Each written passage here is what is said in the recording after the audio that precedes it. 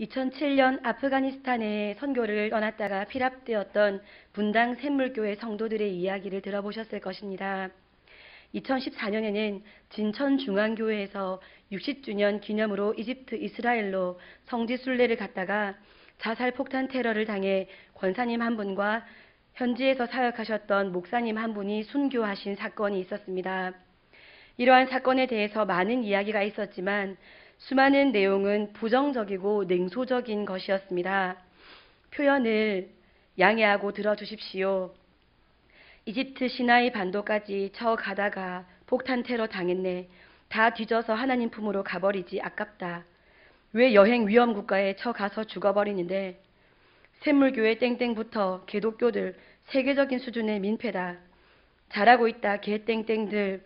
보이는 독촉 테러해라 참수도 하고. 성지순례하다가 하나님 품에 안겼으니 고속열차 탄 거 아닌가. 축하. 이런 교회에 대한 증오에 가까운 과도한 냉소적인 반응은 2007년 분당 샘물교회 피랍사건 이후로 한국 교회에 마치 굳은 살처럼 박혀있는 것 같습니다. 이상하게도 끔찍한 일을 벌인 탈레반이 아니라 기독교가 기독교라는 이름으로 지탄을 받는 사건들이 되었습니다. 한국 교회의 외적인 성장주의, 역사의식과 사회의식 없이 자기 교회의 성장에만 관심을 두고 있는 것, 보여지는 것에 치중하는 교회들, 삶에서 신앙의 모습을 드러내지 못하는 것, 한국 교회에 여러 가지 부족한 부분이 많이 있는 것은 사실입니다. 그러나 개신교가 기독교로 조롱받는 이 수치의 가장 근본적인 이유는 우리가 단지 세상과 사회에 대한 책임을 등한히 했기 때문만이 아닙니다. 많은 사람들이 말하고 있는 것, 그리스도의 제자가 세상에서 해야 할 역할, 그것을 하지 못했음이 손가락질을 받는 근본적인 이유가 아니라는 것입니다. 자기 자신의 교회 성장에만 급급하고 공격적인 선교를 해서 지탄받는 것이 아닙니다. 그것들이 일부 이유가 될 수 있겠지만 사실은 근본적인 이유에서 파생된 것들입니다. 세상이 한국 교회를 향해서 손가락질을 하고 비난을 하는 근본적인 이유는 교회가 세상에 주어야 할 것을 주지 못하고 있기 때문입니다. 먼저 교회가 세상으로부터 어떤 대우를 받아야 하는지에 대해서 먼저 찾아보려고 합니다. 사도행전 5장 13절 말씀을 다 함께 찾아보겠습니다. 사도행전 5장 13절입니다. 다 함께 읽겠습니다. 시작. 그 나머지는 감히 그들과 상종하는 사람이 없으나 백성이 칭송하더라. 아멘. 세상은 초대교회 당시 교회와 상종하지 못했습니다. 상종하지 못했지만 그들을 칭송했습니다. 개독교라든지 XX, 놈 이런 표현들 사용했던 것이 아니라 교회라는 곳은 정말 위대한 곳이다 라고 감탄하며 말했다는 것입니다. 변변한 건물 하나 없었던 교회, 사회적 지위가 낮았던 교회 지도자들, 경제적 능력이 없었던 그 공동체가 어떻게 세상 사람들에게 위대하다고 보여졌을까요? 그것은 그들이 위대한 행동을 했기 때문입니다. 당연히 주어야 할 것을 세상에 주었기 때문입니다. 그렇다면 교회가 세상에게 당연히 주어야 할 것이 무엇일까요? 본문은 교회가 이 땅에 처음 생겼을 때 일어난 표적이라고 기록되어 있습니다. 첫 메시지입니다. 이 표적의 말씀을 통해서 세상의 실상이 어떠한지, 그리고 교회가 가지고 있는 것이 무엇인지, 그래서 교회와 성도가 세상에 마땅히 주어야 할 것이 무엇인지에 대해서 오늘 말씀을 통해 은혜를 나누려고 합니다. 먼저 오늘의 이 표적이 말해주는 세상의 실상을 살펴보겠습니다. 첫 번째로 본문은 이 세상의 근원적인 문제가 무엇인지 잘 말해줍니다. 3장 2절, 오늘 본문 말씀에 있는 2절 말씀을 다 함께 읽겠습니다. 2절입니다. 3장 2절입니다. 다 함께 읽겠습니다. 시작.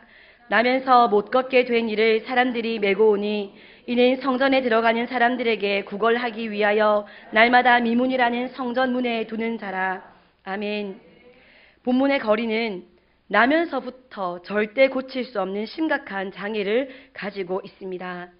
이 남자가 선천적인 하반신 마비라는 것은 이 세상의 현실이 그와 같다는 것입니다. 이 세상은 단 한 명의 예외가 없이 태어나면서부터 절대로 고칠 수 없는 병, 죄의 문제를 가지고 있습니다. 나면서부터 정상 생활을 할 수 없는 장애인입니다. 아무리 잘나고 아무리 성실하고 아무리 돈이 많고 아무리 똑똑하고 아무리 착하고 아무리 이뻐도 중증 장애인이라는 것입니다. 죄의 문제를 가지고 있다는 것은 생명의 근원인 우리 하나님과의 단절을 의미하기 때문에 죄를 가지고 태어났다는 것은 장애입니다. 처음 지으셨던 존재 자체의 아름다움과 행복, 평안, 사랑, 생명 이런 정상적인 것들을 다 누리지 못하고 그런 것들을 다 빼앗겨버린 상태로 살아가게 됩니다. 죄라는 것은 법을 어길 때 발생하는 것입니다. 창조하신 하나님의 기준을 버리고 피조물인 자신의 기준을 따라 사는 것이 죄입니다. 주님의 기준을 떠나서 자신의 의지를 따라 사는 죄인은 거룩하신 하나님과 절대로 화목할 수 없습니다. 삶의 모든 영역에서 모든 것의 주인이신 하나님과 불화하여 삽니다. 부모님께만 혼나고 부모님과만 마음이 맞지 않아도 삶이 얼마나 껄끄럽고 불편하고 어려운지 모르는데 우리가 대하는 모든 것, 공기 하나까지도 그 모든 것의 주인이신 하나님과 껄끄러운 관계가 된다면 삶이 얼마나 고단하겠습니까? 얼마나 고통스럽겠습니까? 그러니 죄인인 우리가 이 땅에서 겪는 모든 고통의 근원은 죄의 문제입니다. 하나님과의 단절이 시작입니다. 직접적으로 드러난 무슨 문제 하나를 해결한다고 해서 정말로 해결되는 것이 아니고 근원적으로 하나님 아버지와 불화된 죄의 문제를 해결하지 않는 한 계속해서 문제와 문제는 연이어 발생하게 되어 있습니다. 두 번째로 세상은 문제가 발생했을 때 얼마나 피상적으로 문제를 해결하는지 본문을 통해서 알 수 있습니다. 오늘 본문의 중요한 한 표현은 미문입니다. 이 미문은 예루살렘 성전으로 들어가는 10개의 문 중에 하나입니다. 높이가 23m나 되는 금과 은으로 도금되어 있는 화려하고 아름다운 이중문으로 알려져 있습니다. 그 문은 기드론 골짜기와 감람산으로 통하는 제일 가까운 문이었기 때문에 사람의 왕래가 가장 잦았던 곳입니다. 본문에 나오는 이 거린의 지인들이 이 사람을 미문에 데려다 놓은 이유는 당연합니다. 그곳이 좋은 자리이기 때문입니다. 사람이 가장 많이 지나다니는 길목이기 때문입니다. 이 불쌍한 사람을 위해서 그의 주변 사람들이 할 수 있었던 일은 사람의 왕래가 많은 길가에서 그가 구걸하여서 먹고 살기라도 할 수 있도록 도와주는 것이었습니다. 사람들은 그를 일으킬 생각도 없었고 일으킬 수도 없었습니다. 이것이 보여주는 것이 무엇입니까? 세상은 자신들의 근원적인 문제를 절대로 스스로 해결할 수 없다는 것입니다. 하나님을 떠나 있는 죄로 인한 마비와 아픔과 왜곡과 단절의 그 증상 하나하나만 겨우 손댈 수 있을 뿐입니다. 세상은 겨우 생존할 수 있도록 도와줍니다. 이것이 세상이 자신의 문제를 해결하는 방법입니다. 그 금빛 찬란한 미문, 그 곁에 앉아 있는 걷지 못하는 거린, 한번 그림으로 상상해 보시기 바랍니다. 세상의 그 화려함이 거린에게 줄 수 있는 것은 하루하루 연명할 식사비밖에 안 되는 것입니다. 우리가 동경하는 세상의 그 수많은 좋은 것들, 좋은 대학, 좋은 직장, 좋은 연봉, 좋은 지역, 좋은 인맥, 그것들이 할 수 있는 것은 이것 밖입니다. 하루하루의 식사비, 찰나적인 즐거움. 그래서 예레미야서에서는 이렇게 말합니다. 구스인이 그의 피부를 표범이 그의 반점을 변하게 할 수 있느냐. 할 수 있을진데 악에 익숙한 너희도 선을 행할 수 있으리라. 무슨 말입니까? 자신의 근본적인 문제를 바꾼다는 것은 자신의 피부색을 바꾸는 것과 같이 불가능하다는 것입니다. 이렇게 세상은 자신이 가진 그 무엇으로도 하나님과의 단절이라는 죄의 문제를 해결할 수 없습니다. 세 번째로 본문을 통해서 세상이 교회를 향해 얼마나 헛된 바람을 가지고 있는지 알 수 있습니다. 3절과 5절 말씀입니다. 함께 읽겠습니다. 3절과 5절 말씀입니다. 함께 읽겠습니다. 시작.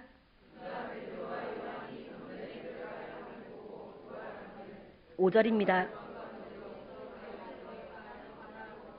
아멘. 미문 곁의 거리는 초대교회를 대표하는 베드로에게 돈을 바라고 있습니다. 이 땅에서 먹고 살 수 있는 것을 요청합니다. 상징적으로 이 거리는 교회를 향해 먹고 마시고 입을 것, 실제적인 필요를 요구하고 있는 것입니다. 오늘날 세상도 교회의 헛된 것을 요구합니다. 도덕적인 울타리가 되어주기를 요구합니다. 제발 그리스도인다운 선한 영향력을 끼치라고 말합니다. 우리가 그리스도인다운 성숙된 삶을 사는 것은 하나님 앞에서 우리가 마땅히 해야 할 바이지만 세상이 우리를 향해 요구해야 될 근본적인 것은 아니라는 말씀입니다.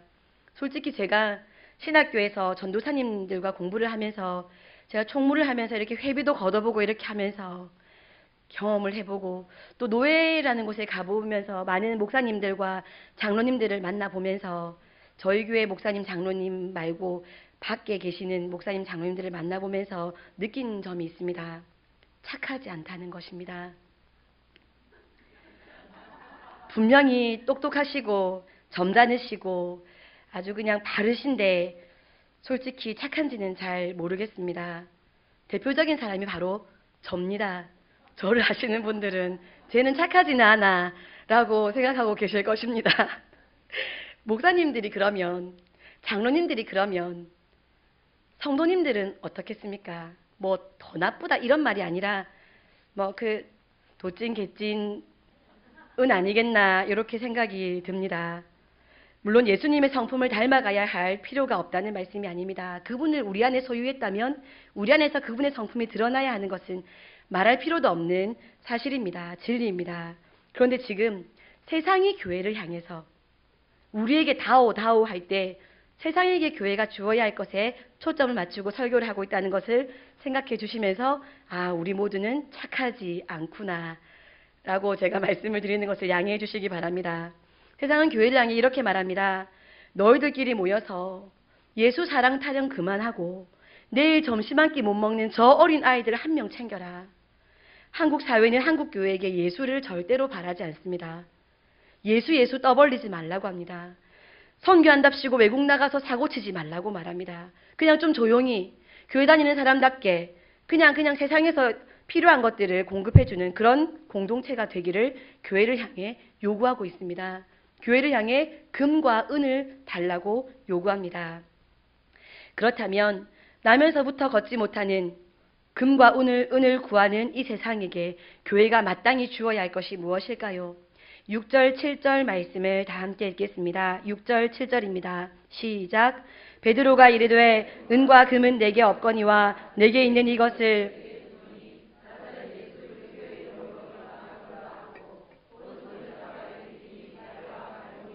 힘을 얻고. 아멘. 베드로 사도와 요한 사도는 피상적으로 구걸을 하면서 살 수밖에 없었던 그 거린의 근원적인 문제를 해결해 주었습니다. 하반신 마비의 병을 고쳐주었습니다. 교회와 성도만이 세상의 근원적인 문제를 해결할 수 있습니다. 우리만이 이 세상의 문제, 천성적으로 걷지 못하는 그 문제의 근원, 하나님과의 단절이라는 문제를 해결할 수 있습니다. 세상이 우리에게 뭐라고 말을 하고 손가락질을 해도 우리 스스로 드는 성숙되지 못한 우리 자신을 바라보는 성숙되지 못한 그리스도인이라는 나를 바라보는 나 스스로의 자괴감에 내가 아프다 할지라도 하나님은 여전히 교회와 우리를 기대하고 계십니다. 우리에게만 하나님은 소망을 두고 계십니다. 그래서 우리를 구매하신 것입니다. 우리 하나님은 부족한 것이 단 한 가지도 없기 때문에 무언가를 지불해서 무언가를 사실 필요가 없는 분이십니다. 그런 하나님께서 아들의 피를 값으로 지불하시고 교회를 사셨습니다. 왜 그러셨을까요? 이것만이 이 우주상의 소망이고 이것이 가장 가치 있기 때문입니다. 사도 베드로는 지금 자신이 소유하고 있는 것이 있다고 말합니다. 은과 금은 없지만 세상에 영향력을 끼치고 마음을 후덕하게 해주고 배를 불려주는 은과 금은 내게 없지만 내가 가지고 있는 것이 하나 있는데 그것을 너에게 주겠다. 그것이 무엇입니까? 나사렛 예수 그리스도의 이름입니다. 바로 이것입니다. 교회와 성도인 우리가 세상에 줄 수 있는 것은 우리만 유일하게 가지고 있는 예수 그리스도의 이름입니다. 진짜 그리스도인이라면, 진짜 교회라면 그가 누구든 그는 예수 그리스도의 이름을 가진 사람입니다. 누가 우리에게 손가락질을 해도 나 스스로 손가락질을 하는 미련하고 부족한 나라고 할지라도 우리가 가지고 있습니다. 나사렛 예수 그리스도의 이름. 그래서 우리가 그 이름을 세상에 줄 수 있는 것입니다. 말씀 마무리하겠습니다. 사랑하는 성도 여러분, 여러분이 가지고 있는 것 중에 세상에 자신 있게 건네어 줄 수 있는 것이 무엇입니까? 높은 위치에 올라가서 선한 영향력을 끼칠 수 있는 우리의 재능, 우리의 업적입니까? 아니면 아무도 가지 않는 불모의 땅에 가서 가난하고 약한 자를 도와주는 아름다운 헌신입니까? 아니면 사람들에게 옷도 주고 집도 주고 먹을 것도 주는 은과 금입니까? 내게 있는 것이 무엇입니까? 우리가 참으로 진실된 성도라면 우리가 세상에 줄 수 있고 반드시 주어야 할 것은 하나밖에 없습니다. 세상은 우리보다 더 잘합니다. 세상은 우리보다 더 탁월하고 더 재미있고 더 성실하고 더 뛰어납니다. 그러나 세상이 가지지 못한 것이 있습니다. 우리만 가지고 있는 그것, 예수 그리스도의 이름. 그 옛날 사도 베드로가 그 걷지 못하는 거린에게 주었던 것과 똑같은 것. 그 이름 나사렛 예수 그리스도, 우리도 그 이름을 가지고 있습니다. 그래서 우리도 자신 있게 세상을 향해서, 그리고 우리의 지인들을 향해서, 그리고 우리의 태신자들을 향해서 말할 수 있습니다. 나를 봐라. 내가 가지고 있는 것이 있는데 내가 지금 그것을 너에게 주겠다. 이렇게 말할 수 있는 사람이 그리스도인입니다.